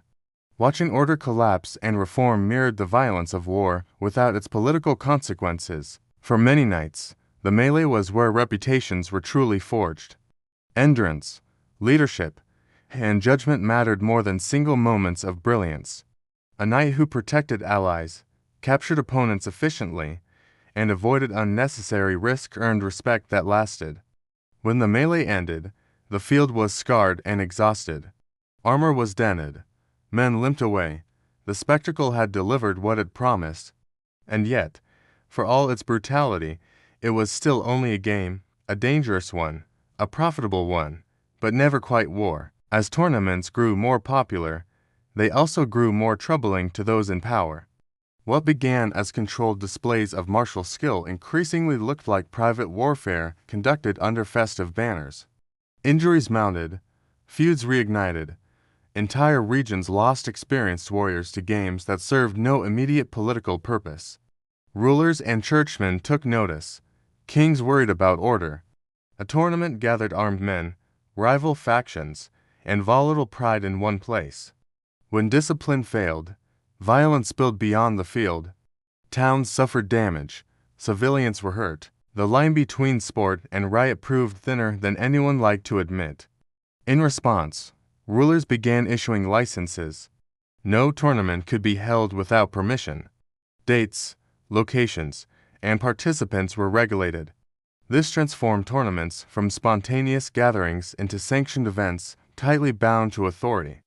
The church had its own objections. Clerics condemned tournaments as vain, sinful spectacles that glorified violence for personal gain. Knights who died in tournaments were sometimes denied burial in consecrated ground, a powerful deterrent in a deeply religious society. Sermons warned that risking one's life for pride or entertainment was a misuse of God's gifts. While these condemnations did not end tournaments, they forced offenders to reframe them as training, not indulgence. Rules multiplied. Weapon standards became more specific.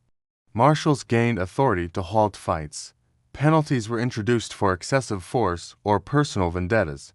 These changes made tournaments safer on paper, though enforcement still favored the powerful. A well-connected knight could bend rules that others could not. At the same time, the nature of warfare itself began to change. Infantry tactics improved. Missile weapons grew more effective. Heavy cavalry lost some of its dominance on the battlefield. As real war shifted, tournaments slowly drifted from preparation toward pageantry. The emphasis moved from combat readiness to ceremonial display. By the late medieval period, jousting in particular had become increasingly stylized. Specialized armor limited mobility but enhanced safety. Lances were engineered to shatter dramatically. Scoring systems replaced vague judgments of honor. The crowd still cheered, but the stakes were lower than they once had been. This evolution did not diminish tournaments so much as redefine them.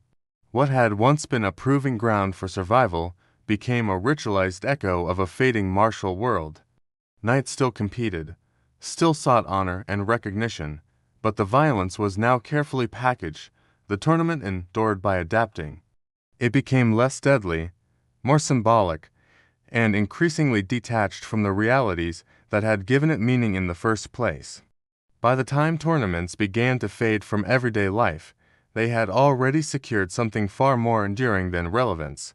They had become memory. What started as practical training for war evolved into a cultural symbol of knighthood itself, shaping how the Middle Ages would later be imagined, romanticized, and misunderstood. As warfare moved away from heavily armored cavalry, the tournament lost its original purpose.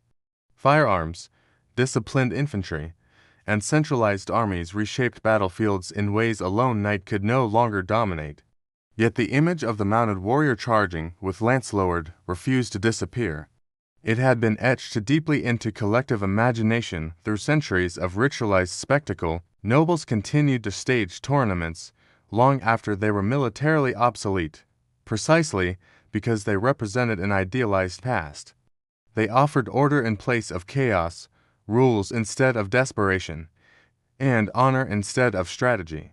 The danger remained, but it was now carefully managed, framed as tradition rather than necessity. Writers and artists seized upon this version of the tournament. Chroniclers described heroic charges rather than broken bones. Pain became noble sacrifice, death became tragic beauty. Over time, the tournament transformed from an event people remembered attending into a story people believed had always been glorious. Complexity gave way to myth. This transformation shaped how knighthood itself would be remembered. The tournament knight became the template, brave, loyal, visible, and dramatic. Less glamorous realities were quietly erased. Debt, disability, and social pressure faded from the narrative. What remained was pageantry, romance, and honor. Modern depictions inherited this version. Paintings, novels, and later films drew from the tournament's final form, not its brutal origins. The clatter of armor became music, the charge became choreography. The risk felt thrilling, not devastating. And yet, beneath the myth, the truth still lingers. Medieval tournaments were not harmless games. They were dangerous competitive systems that rewarded risk and punished failure. They allowed social mobility but demanded pain in return. They were equal parts sport, performance, and controlled violence. That tension is why tournaments still fascinate. They sit at the intersection of beauty and brutality, discipline and chaos, ambition and tradition. They remind us that the medieval world did not separate entertainment from danger the way modern societies try to. The tournament field is long gone, but the idea of proving worth before a watching crowd remains very much alive. A medieval bathhouse was not a quiet, private space. It was loud, crowded, and unmistakably public. Long before you reached the door, you could smell it drifting down the street: heated water, damp wood, soap made from ash and fat, and the unmistakable scent of human bodies packed close together. This was not a retreat from society. It was society condensed into steam and noise. Inside, the air was thick and heavy. Warm vapor clung to skin and hair, blurring outlines and softening faces. Wooden benches lined the walls. Large tubs or heated rooms filled the center. Buckets of water were passed around, poured over shoulders, splashed onto floors. Servants moved constantly, stoking fires, carrying towels, refilling basins. Conversation echoed off stone and timber, mixing with laughter, gossip, and the slap of water against skin. Clothing was left behind almost immediately. In many baths, nudity was expected, not shocking. Modesty existed, but it was flexible. Some patrons wrapped themselves loosely in cloth. Others did not bother. Social boundaries loosened quickly in the heat. A merchant might sit beside a craftsman. A traveling knight might share a bench with a local baker. In the bathhouse, bodies were equalized, at least temporarily. Bathing was not an occasional luxury. In many medieval towns, it was routine. People came to wash dirt from labor, to soothe aching joints, to relax after travel. Hot water was believed to open the pores and restore balance to the body. Cold plunges followed to close them again. The process was physical, deliberate, and familiar. But cleanliness was only part of the appeal. The bathhouse was a place to hear news, negotiate deals, and maintain relationships. Business agreements were discussed between buckets of water. Arguments were settled. Friendships were reinforced. In an age without private bathrooms, this was where daily hygiene intersected with community life. The atmosphere could shift quickly. What began as calm conversation might turn raucous as wine was served. Some baths offered food, music, or massage. Others rented private tubs for those who could afford them. Not all bathhouses were equal, and reputation mattered. Stepping into the steam meant stepping into a space where bodies, voices, and intentions mixed freely. It was intimate without being private, communal without being orderly. And for medieval people, it was not strange at all. It was simply where life, sweat, and society met. To medieval people, bathing was not about vanity, it was about balance. Health was believed to depend on the proper regulation of the body's internal forces, and bathing played a central role in that effort. Hot water opened the pores, allowing impurities to escape. Cold water closed them again, sealing the body against harmful influences. This logic guided not only bathing, but much of medieval medicine. Physicians regularly recommended baths as part of treatment. Warm baths were prescribed for fatigue, joint pain, digestive trouble, and melancholy. Herbal infusions were added to the water, each plant chosen for its perceived effect on the body. Rosemary stimulated circulation, chamomile soothed, sage strengthened. The bathhouse functioned as a kind of public clinic, accessible to anyone who could pay the modest fee. Clean skin was also believed to protect against disease. Dirt, sweat, and stagnant fluids were thought to block the body's natural flow, inviting illness. Bathing restored movement and harmony. This belief explains why baths flourished in medieval cities long before modern plumbing. Cleanliness was not ignored, it was pursued using the tools available. Bathing also followed seasonal rhythms. In colder months, hot baths were especially valued both for warmth and for maintaining health. In warmer seasons, bathing helped cool the body and prevent overheating. Travelers were advised to bathe upon arrival in a new town, washing away the physical and spiritual residue of the road. There were rules, too. Bathing too frequently was sometimes discouraged, especially for the elderly or those considered physically weak. Excessive heat was thought to drain vital energy. Moderation mattered. The bathhouse was beneficial when used correctly, dangerous when abused. Moral guidance intertwined with medical advice. Clergy warned against indulgence, not bathing itself. Cleanliness was not sinful, pleasure was the risk. A proper bath refreshed the body, a prolonged one might tempt the soul. This distinction shaped how baths were regulated and discussed. What is often forgotten is that medieval people worked physically. They sweated constantly, they carried grime from fields, workshops, and animals. Bathing was practical. It removed discomfort and reduced odor in crowded living spaces. It improved daily life in immediate tangible ways. In this context, the bathhouse was not a luxury. Copied from ancient Rome, it was a necessity adapted to medieval realities. It blended medical theory, routine hygiene, and community custom into a single institution. To step into the bath was to participate in a shared understanding of how bodies worked and how health was maintained. Cleanliness for medieval people was neither ignorant nor accidental. It was intentional, structured, and deeply woven into their view of the human body. Once inside the bathhouse, the rules of ordinary public life softened. The heat, the steam, and the absence of clothing stripped away many of the visible markers that defined medieval society outside. Status did not disappear, but it blurred. Voices carried more weight than garments. Familiarity formed quickly. The bathhouse became one of the rare spaces where people interacted less formally, even across class lines. Conversation was constant. News traveled through baths faster than through official channels. Travelers brought stories from other towns. Merchants discussed prices and shortages. Local disputes were debated openly.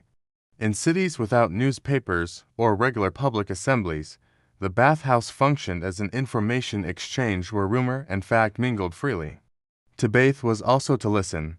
Business was often conducted here. Deals were proposed casually, tested in conversation, and sometimes finalized before the water cooled. The relaxed setting encouraged trust, or at least the appearance of it. Sharing a bath implied a degree of openness. You were literally unarmed, vulnerable, and present. That mattered in a world where trust was hard to establish. Friendships were reinforced through routine. Many people bathed on set days, returning week after week to the same space, sitting on the same benches, speaking to the same faces. Over time, the bathhouse became part of social rhythm, as predictable as market day or church services. Absence was noticed, presence was expected. Baths also served travelers and outsiders. Inns were crowded and dirty. A bathhouse offered relief, familiarity, and a way to reintegrate into urban life. Washing away road grime was symbolic as well as practical. It marked a return to civilization, order, and shared norms. Gender separation varied by region and period. Some baths designated different days for men and women. Others allowed mixed bathing, especially earlier in the Middle Ages. In those settings, social interaction expanded further, creating spaces where men and women spoke more freely than elsewhere. This openness made authorities uneasy, but it also made baths popular. What mattered most was that the bathhouse allowed people to exist together without rigid scripts. You did not kneel, you did not formally greet. You sat, soaked, and spoke. This informality was rare and valuable. In a society governed by hierarchy and ritual, the bathhouse offered something quietly subversive, a shared human experience where warmth, water, and conversation temporarily outweighed rank. Not all medieval baths were the same. Some were simple wooden structures with a few tubs and a stove. Others were lavish establishments that catered to the wealthy, offering comfort, service, and indulgence that bordered on excess. The difference was immediately visible and just as immediately felt in the price. At the lower end, a bathhouse provided the essentials: heated water, benches, shared tubs, and perhaps a towel if you were lucky. Patrons washed themselves, poured water over one another, and left when finished. These places served laborers, artisans, and travelers who needed cleanliness more than comfort. The experience was practical, efficient, and crowded. More prestigious baths were another world entirely. Private rooms could be rented by the hour. Individual tubs were filled and emptied on demand. Servants assisted with washing, drying, and massage. Fresh linens, scented oils, and herbal additives were common. Wine and food were brought directly to the bath. Music might play softly in the background. Time slowed here deliberately. Access to these luxuries reinforced social boundaries even in a space that blurred them. While bodies might look similar beneath the steam, the level of service made hierarchy visible again. Wealth bought privacy, attention, and control over the experience. Poorer patrons bathed together. Richer ones bathed apart even when using the same building. Municipal authorities often regulated bathhouse pricing, attempting to keep basic bathing affordable. Cleanliness was seen as a public good. At the same time, luxury bathing generated significant revenue through taxes and fees. City governments tolerated and sometimes encouraged upscale baths because they attracted visitors and money. Class also shaped expectations of behavior. In modest bathhouses, conversation was loud and unfiltered. In expensive ones, etiquette returned. Voices were lowered. Interactions were more restrained. Privacy was protected. The same act of bathing took on different meanings depending on where it occurred. These distinctions mattered socially.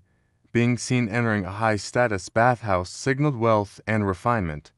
Regular attendance became part of personal reputation. Conversely, frequenting only the cheapest establishments could quietly mark one's financial limits. The bathhouse, then, was not an escape from class, but a reflection of it. Steam might blur faces, but it did not erase inequality. Instead, it offered a compressed view of medieval society where comfort, access, and dignity were distributed unevenly, even in water meant to cleanse everyone the same. Luxury did not change why people bathed. It changed how they were treated while doing so. The very qualities that made medieval baths popular also made them suspect. Heat loosened bodies. Steam blurred boundaries. Nudity erased visual markers of restraint to religious authorities and moral reformers. This combination was dangerous where people gathered unclothed. Temptation was assumed to follow. Mixed bathing in particular caused anxiety. In earlier centuries, it was relatively common in parts of Europe, especially in urban centers. Men and women shared tubs, talked freely, drank wine, and lingered. For many patrons, this was normal social behavior. For critics, it was an invitation to sin. Sermons warned that baths encouraged lust, adultery, and moral decay. The bath, once praised for health, became a suspected gateway to vice. Some of these fears were exaggerated, others were not. Baths did sometimes overlap with sex work. In certain cities, establishments openly offered sexual services alongside bathing. Elsewhere, the line was less explicit, but still present. Private rooms, alcohol, and relaxed supervision created opportunities that did not exist in churches or marketplaces. Authorities knew this, so did patrons. This dual reputation created tension. Bathhouses were necessary, useful, and profitable. They were also difficult to control. Regulations multiplied. Cities imposed curfews. Gender separation was enforced more strictly. Prostitutes were banned from certain baths or confined to others. Owners were fined for disorderly behavior, though enforcement varied widely. Moral panic often followed periods of crisis.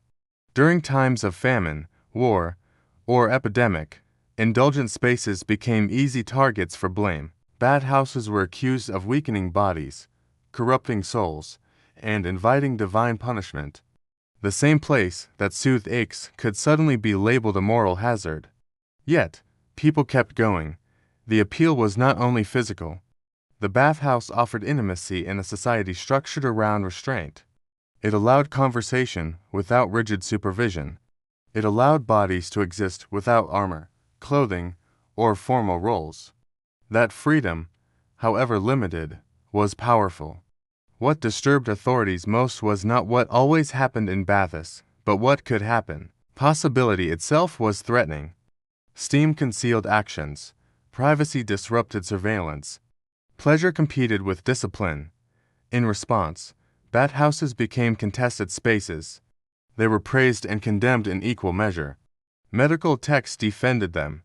Moral treatises attacked them. City councils tried to regulate them into obedience. The result was contradiction. Bathhouses survived by adapting, but their reputation remained unstable. They were clean and dirty, healing and corrupting, necessary and dangerous. That tension would only grow stronger when fear entered the water itself. When plague arrived, the bathhouse changed meaning overnight. What had once been a place of healing and relief became a suspected source of death. Fear did not enter quietly. It spread through rumor, observation, and desperation, reshaping how people understood both disease and cleanliness. Medieval medicine believed that plague traveled through corrupted air, miasma carried by foul smells and imbalance. Baths with their heat and moisture were suddenly viewed as dangerous. Hot water opened the pores, physicians warned, leaving the body vulnerable to poisonous air. Steam, once thought to cleanse, was now believed to invite infection deep into the flesh. During outbreaks, many cities ordered baths closed. Doors were sealed. Fires went cold. Benches sat empty. In some places, owners were fined heavily for remaining open. In others, bathhouses were converted into temporary shelters or abandoned entirely. Public spaces where bodies gathered were seen as threats, not comforts. The irony was brutal. Plague victims often suffered fevers, pain, and swelling. That baths might have eased, but fear overruled relief. Cleanliness no longer meant safety. Isolation did. People who had bathed weekly now avoided water entirely, believing that dry skin offered protection. Bathhouse workers were hit especially hard. They handled towels, water, and bodies daily. Many fled when plague rumors began. Others stayed out of necessity. Lacking alternative income, their work became stigmatized. To be associated with bathing during plague was to be suspected of spreading death. Not all closures were absolute. In some regions, bathhouses reopened cautiously between outbreaks. Restrictions tightened, crowds were limited. Steam rooms were avoided in favor of brief washing. Herbs believed to resist plague were added to the water. These measures offered comfort more than real protection, but they restored a sense of control. What plague truly destroyed was trust. Communal bathing depended on shared belief that proximity was safe. Once that belief collapsed, the bathhouse could no longer function as before. The very qualities that made it social became liabilities. Over time, repeated outbreaks reshaped habit. Bathing became less frequent. Private washing replaced communal soaking. By the late medieval period, the golden age of the public bathhouse had passed in many parts of Europe. Steam had once symbolized health and togetherness. During plague, it became a reminder of vulnerability. Water could cleanse dirt, but it could not cleanse fear. As fear reshaped daily life, medieval bathhouse culture began to contract. The closures during plague outbreaks were meant to be temporary, but many became permanent. Once people adjusted to life without communal bathing, authorities were slow to encourage its return. What had once been seen as a public good was now treated as a public risk. City councils tightened regulations. Bathhouses that reopened were required to limit hours, reduce crowd size, and separate patrons more strictly by gender and status. Alcohol service was restricted. Private rooms were scrutinized. Owners faced inspections and fines. The informal atmosphere that had defined baths for centuries was gradually replaced by caution and oversight. At the same time, habits were changing inside the home. Wealthier households began installing private tubs, wooden barrels filled with heated water brought by servants.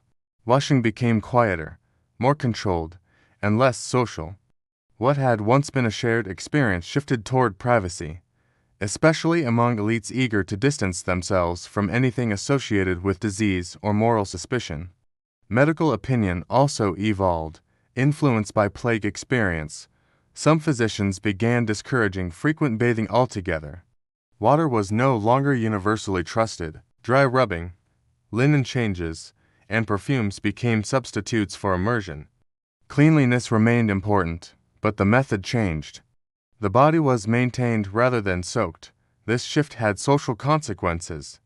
The bathhouse had been one of the few places where class lines softened, where conversation flowed across ranks.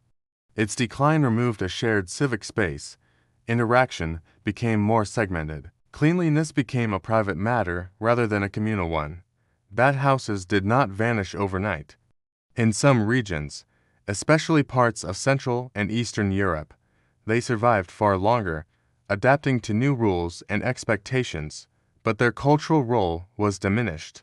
They were no longer hubs of news, business, and intimacy. They became services, not spaces. What replaced them was quieter and lonelier. Bathing lost its public voice. Steam no longer carried gossip or laughter. It stayed behind closed doors. By the late medieval period, the bathhouse was no longer central to urban life in much of Western Europe. It lingered in memory, regulation books, and moral warnings, a reminder of a time when cleanliness had been collective. The medieval bathhouse did not disappear because people stopped caring about hygiene. It disappeared because fear changed how people believed bodies should exist together. Despite its decline in many Western European cities, medieval bathhouse culture did not disappear everywhere at once. Its survival depended heavily on geography, climate, and local tradition. While some regions closed their baths permanently, others adapted them, reshaping how communal bathing functioned rather than abandoning it entirely. In parts of Central Europe, especially the German-speaking lands, baths remained common well into the late medieval period. Here, municipal baths were more tightly regulated, but still socially accepted. Gender separation became stricter, hours were controlled, and overt scandal was discouraged. Yet, bathing itself was not viewed as inherently dangerous. Cleanliness remained linked to civic pride and order. Further east, communal bathing traditions never truly broke. Steam baths continued in forms that would later be recognized as predecessors to the sauna and spa. In these regions, heat, steam, and communal washing remained central to health and social life. Plague altered behavior, but it did not erase deeply rooted practices. Bathing adapted rather than vanished. Southern Europe followed a different path, influenced by Roman legacy and later religious conservatism. Baths declined more sharply. Public bathing increasingly carried associations of excess or immorality. Private washing replaced communal soaking, especially among elites. Cleanliness was preserved, but stripped of its social dimension. These differences mattered because they shaped how medieval hygiene would later be judged. Regions that abandoned baths earlier were often remembered unfairly as less clean. In reality, they had simply chosen different methods. Linen changes, perfumes, and partial washing replaced full immersion. Bodies were maintained, but less visibly. The survival of bathhouse culture in some regions also preserved a memory of communal intimacy that others lost. Where baths endured, they continued to function as spaces of conversation, ritual, and shared vulnerability. Where they vanished, social life became more compartmentalized. What this reveals is that medieval bathing was never a single tradition. It was a network of local solutions responding to fear, belief, and environment. The bathhouse was not rejected because it was medieval. It was reshaped because medieval people were practical. By the end of the Middle Ages, Europe did not share one attitude toward bathing. It shared a range of them. Some places still steamed together, others washed alone. All believed they were acting sensibly. The bathhouse survived not as a universal institution, but as a regional memory waiting to be rediscovered, romanticized and misunderstood by later centuries. The medieval bathhouse matters not because it was clean or dirty, moral or immoral, safe or dangerous. It matters because it exposes how medieval people understood life itself. The bathhouse was never just about water. It was about how bodies belonged in society. Modern myths often paint the Middle Ages as indifferent to hygiene, hostile to pleasure, and fearful of the body. The bathhouse complicates all of that. Medieval people bathed because they wanted to feel better, smell better, and live more comfortably. They argued about how often, how publicly, and with whom, but they did not ignore cleanliness. They debated it intensely. What truly unsettled authorities was not dirt, but proximity. The bathhouse placed bodies together without armor, clothing, or rigid ceremony. It created intimacy without clear supervision. That intimacy produced warmth, trust, pleasure, and sometimes transgression. In a world built on hierarchy and discipline, such spaces were always going to be unstable. When plague struck, fear did not invent new anxieties, it amplified existing ones. Bathhouses became symbols of everything people could no longer control. Invisible danger, shared air, shared water, shared fate. Closing them felt like restoring order, even if it offered little real protection. The decline of the bathhouse did not mark a descent into filth. It marked a shift in how cleanliness was practiced and imagined. Hygiene moved inward. Bodies became private. Washing became quieter. What was lost was not cleanliness, but community. In places where bathhouses survived, they carried forward an older idea that health was collective, not individual. That bodies could coexist without constant fear. That warmth and steam could heal as much socially as physically. In places where they vanished, social life became more segmented, more cautious, more controlled. The medieval bathhouse reveals a society negotiating the limits of closeness. It shows medieval people balancing pleasure and restraint, health and fear, community and order. These were not simple people making ignorant choices. They were adapting to real dangers with the knowledge they had. In the end, the bathhouse leaves us with an uncomfortable realization. The Middle Ages were not uniquely afraid of bodies, they were deeply aware of them. They argued about how bodies should meet, touch, and share space because they understood what was at stake. Steam faded, walls closed, but the questions remained. How close is to close? How public is to public? And how much community can a society truly tolerate?